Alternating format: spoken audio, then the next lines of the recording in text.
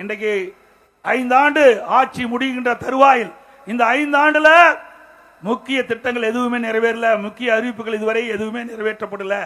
565 அறிவிப்புகளை 4 பங்கு அறிவிப்புக்கு தான் இன்றைக்கு நிறைவேற்றிருக்கிறாங்க. சுமார் 75% அறிவிப்புகள் இன்னும் நிறைவேற்றப்படவில்லை. அத்தனையும் பொய் சொல்லி மக்களை ஏமாற்றி கவர்ச்சிகரமாக பேசி ஆட்சிக்கு வந்த பிறகு மக்களை மறந்த அரசாங்கம் திமுக அரசாங்கம். முக்கியமான அறிவிப்பு, நம்முடைய இளைஞர்கள் மாணவர்கள் கல்வி கடன் வங்கியில வாங்கியிருக்கிறாங்க. திமுக ஆட்சிக்கு வந்தவுடன் கல்வி கடன் ரத்து பண்ணாங்களா? கிராமப்புறம் 100 நாள் ஏழை திட்டம் 150 நாள் உயர்த்தினாங்களா? பெட்ரோல் டீசல் விலை குறைச்சாங்களா? மாதந்தோறும் கேஸ் சிலிண்டருக்கு மானியம் 100 ரூபாய் கொடுத்தாங்களா? நீட் தேர்வு ரத்துனாங்க. நீட் தேர்வு ரத்தாவதற்கு ரகசியம் இருக்குன்னு சொன்னாங்க. அந்த ரகசியத்தை போன கூட்டத்தொடரில் முதலமைச்சர் சொன்னார். உச்ச நீதிமன்ற தீர்ப்புனால நாங்க நீட் தேர்வுக்கு விலக்களிக்க முடியாது என்று ரகசியத்தை போட்டு உடைச்சிட்டார். ஆக நிறைவேற்றினாரா? அத்தனையும் பொய். அதே போல திராவிட முன்னேற்ற கழக சார்பாக நடவேண்ட சட்டமன்ற பொது தேர்தலில் கொடுக்கப்படுகின்ற அறிவிப்பு அத்தனையும் பொய்யான அறிவிப்பா தான் இருக்கும். ஏன்னா ஒரு பானை சோற்றுக்கு ஒரு சோறு பதம். அதே போல இந்த அரசாங்கம் 2021 சட்டமன்ற பொது தேர்தலில் அறிவிக்கப்பட்ட அறிவிப்பு முழுவதும் நிறைவேற்றவில்லை. இன்றைக்கு அரசு ஊழியர்களுக்கு வாக்குறுதி கொடுத்தார் திரு ஸ்டாலின். திராவிட முன்னேற்ற கழகம் ஆட்சிக்கு வந்தவுடனே அவர்கள் வைத்த கோரிக்கை பழைய ஓய்வு திட்டத்தை நடைமுறைப்படுத்த வேண்டும் என்று, அதை நிறைவேற்றும் என்று தேர்தல் அறிவிப்பிலே குறிப்பிட்டார். திராவிட முன்னேற்ற கழகம் ஆட்சிக்கு வந்தா அரசுடைய கோரிக்கை பழைய ஓய்வு திட்டத்தை நடைமுறைப்படுத்த வேண்டும். நடைமுறைப்படுத்தல. அரசு ஊழியர்களை ஏமாற்றி விட்டார். அரசு ஊழியர் கொந்தளிப்போ இருக்கிறார். செவிலியர்கள் போராட்டம். திராவிட முன்னேற்ற கழகம் ஆட்சிக்கு வந்தால் அந்த செவிலியர்கள் தற்காலிக பணியாளர் இருக்கின்ற செவிலியர்கள் நிரந்தர பணியாளர் ஆக்கப்படும் என்று அவர்கள் வயதிலே வந்து போராட்டம். சத்துணவு அமைப்புகள் விரிய போராட்டம், அங்கன்வாடி ஊழியர்கள் போராட்டம், விவசாயிகள் போராட்டம், மின்சார ஊழியர்கள் போராட்டம், இப்படி பலதரப்பட்ட மக்களும் இன்றைக்கு தமிழகத்திலே தினந்தோறும் போராட்டம் என்று தமிழகம் ஒரு போராட்ட களமாக இன்றைக்கு மாறிவிட்டது. ஆக ஸ்டாலின் கொடுக்கப்பட்ட வாக்குறுதி அத்தனையும் நிறைவேற்றாத காரணத்தினாலே அதை மக்கள் இன்னைக்கு கொந்தளிப்போ இருக்கின்றால் எப்பொழுது தேர்தல் வரும் என்று இந்த போராட்டத்தில் ஈடுபட்டவர்கள் அத்தனையும் எதிர்நோக்கி கொண்டிருக்கின்றார்கள். அவர்களெல்லாம் வருகின்ற சட்டமன்ற பொது தேர்தலில் நம்முடைய கூட்டணிக்கு வாக்களித்து வெற்றி பெற செய்வதற்கு துணை நிற்க தயாராகிவிட்டார்கள்.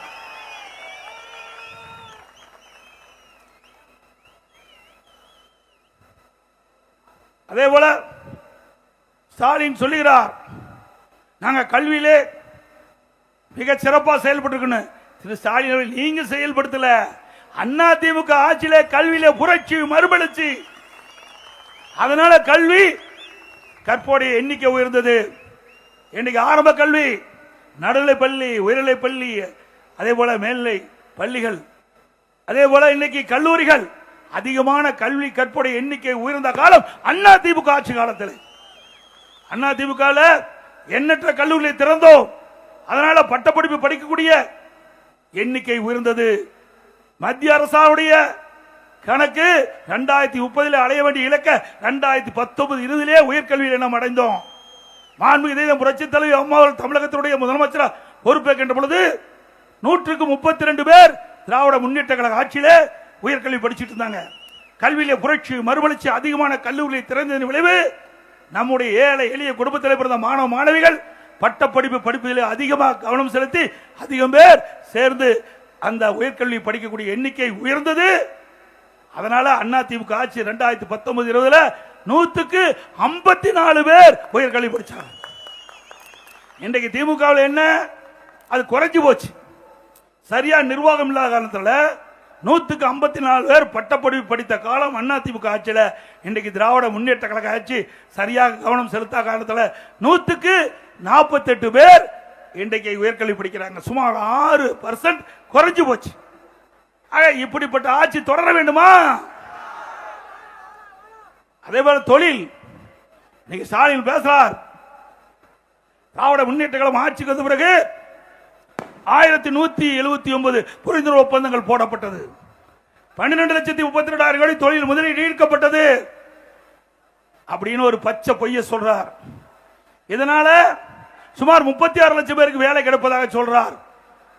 அது மட்டுமல்ல, இன்றைக்கு அவர் வெளிநாடு போகிறார். தொழில் முதலீட்டு ஈர்ப்பதற்காக ஜெர்மன் நாட்டுக்கு செல்கின்ற பொழுது விமான நிலையத்திலே பேட்டி கொடுக்கின்ற பொழுது 77% புரிந்துணர்வு ஒப்பந்தங்கள் நிறைவேற்றப்பட்டதாக சொல்றார். அப்படி 77% திமுக ஆட்சியில தொழிற்சாலையில் வந்திருந்தா, பயன்பாட்டுக்கு வந்திருந்தா பல லட்சம் பேருக்கு வேலை கிடைச்சிருக்கும். வேலை கிடைச்சதா? அத்தனையும் பொய். பேசுவது பூரா பொய். வாய் திறந்தா பொய். பொய்யை தவிர்த்து எந்த உண்மையும் வர்றதில்ல. ஆக இப்படி தமிழகத்தில் உண்மைக்கு மாறாக பொய்யை பேசி இளைஞர்களை, பெற்றோர்களை ஏமாற்றி வாக்குகளை பெறுவதற்காக இந்த அரசு போடுகின்ற நாடகம் என்பதை மக்கள் உணர வேண்டும்.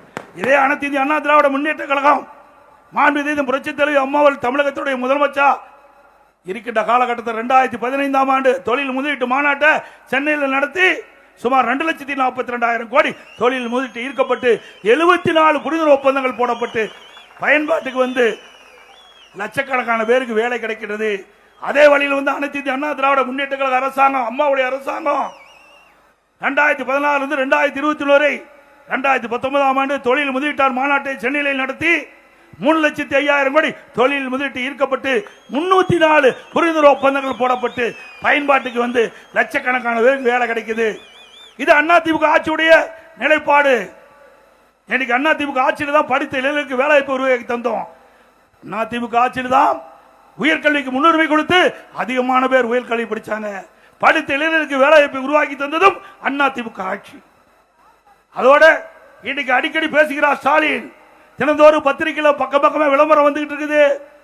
திராவிட முன்னேற்ற கழக ஆட்சிக்கு வந்தவர்கள் 11.19% இன்னைக்கு பொருளாதார வளர்ச்சின்னு. அத்தனையும் பொய்.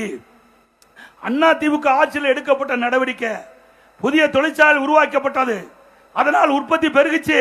அந்த உற்பத்தியை கணக்கு காட்டி இன்றைக்கு இந்த ஆட்சியில் பொருளாதார வளர்ச்சி என்று ஒரு தவறான பொய்யான கணக்கை வெளிப்படுத்தி இருக்கிறார்.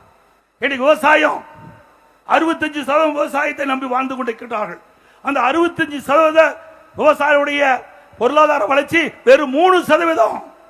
கொரோனா காலம் அதிமுக ஆட்சி 5.5% விவசாயியுடைய பொருளாதார வளர்ச்சி. இதை ஒப்பிட்டு பார்க்க வேண்டும். அனைத்து இந்திய அண்ணா திராவிட முன்னேற்ற கழக ஆட்சியை பொறுத்த வரைக்கும் மக்கள் கஷ்டப்படல, துன்பப்படல, துயரம் படல, வேதனை அடையல. இன்றைக்கு திராவிட முன்னேற்ற கழக ஆட்சி வந்த பிறகு அவர் குடும்ப ஆட்சியாக மாறிவிட்டது, வாரிசு அரசியலாக வந்து விட்டது. நாட்டு மக்களை பற்றி கவலைப்படாத ஒரு அரசாங்கமா இன்றைய அரசாங்கம் செயல்பட்டுக் கொடுக்கின்றதை நாம் எண்ணி பார்க்க வேண்டும்.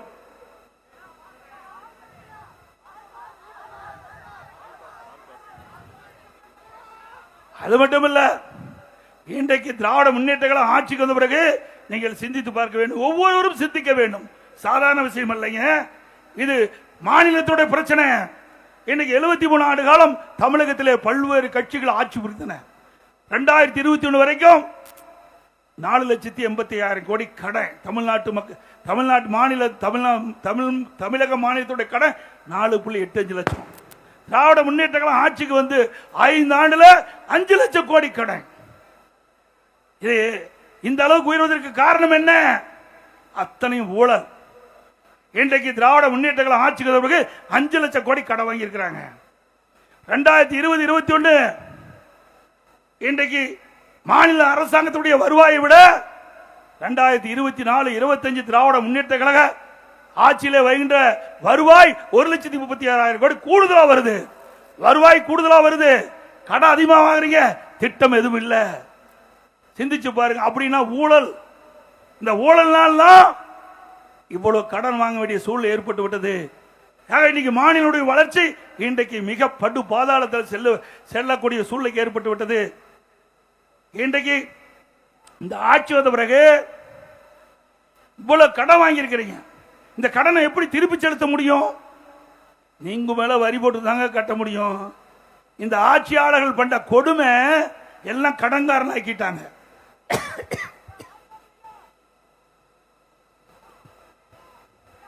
சிந்திச்சு பாருங்க. எல்லாத்தையும் கடன்காரன் ஆக்கிட்டாங்க. இன்றைக்கு கடன் அழி இந்தியாவிலேயே கடன் வாங்குவதில் முதல் மாநிலம் தமிழ்நாடுங்க. பல மாநிலம் இருக்குது. மகாராஷ்டிரா பெரிய மாநிலம், உத்தரப்பிரதேசம் பெரிய மாநிலம், மத்திய பிரதேசம் பெரிய மாநிலம். அப்படிப்பட்ட மாநிலத்தில் கூட இவ்வளவு கடன் கிடையாது. இந்தியாவிலேயே கடன் அதிகமுள்ள மாநிலம் தமிழ்நாடு. அதிகமா கடன் வாங்கின முதலமைச்சர் தமிழ்நாடு முதலமைச்சர் ஸ்டாலின்.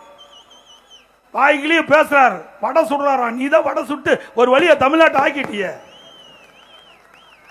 இன்னொன்னு எடப்பாடி பழனிசாமி துரோகிங்கிறார். நாங்க துரோகி இல்லைங்க, நான் ஒரு விவசாய குடும்பத்தில் பிறந்து வளர்ந்தவன். மக்களோட மக்களாக பழகி மக்களுடைய கஷ்ட நஷ்டம் துன்பம் துயர் பங்கு பெற்றவன்.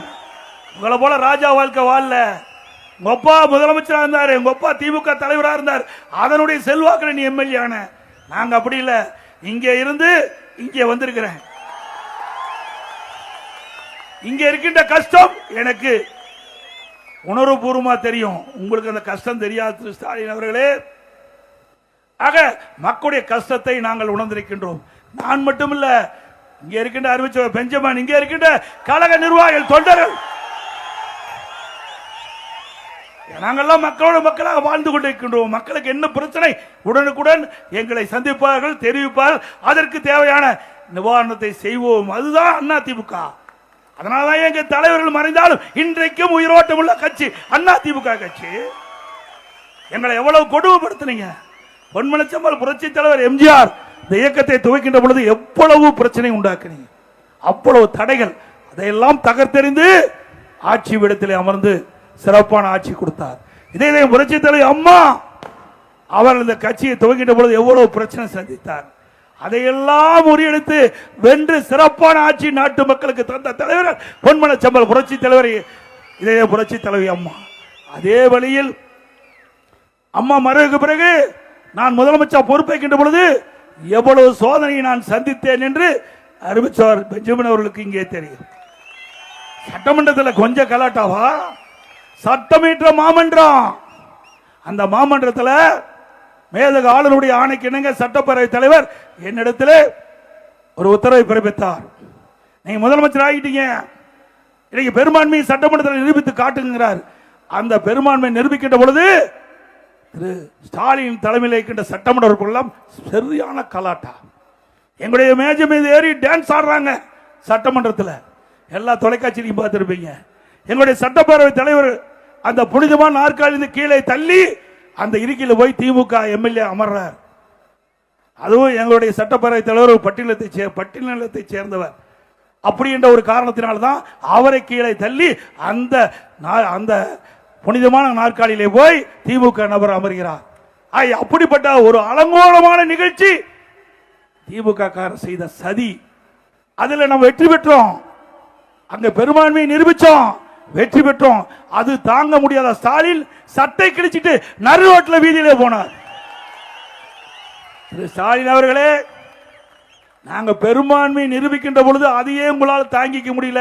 மீண்டும் அதிமுக ஆட்சி தமிழகத்திலே மலர்கின்ற பொழுது சட்டம் மட்டும் இல்ல, எது இல்லாத போறீங்களே தெரியல வீதியில.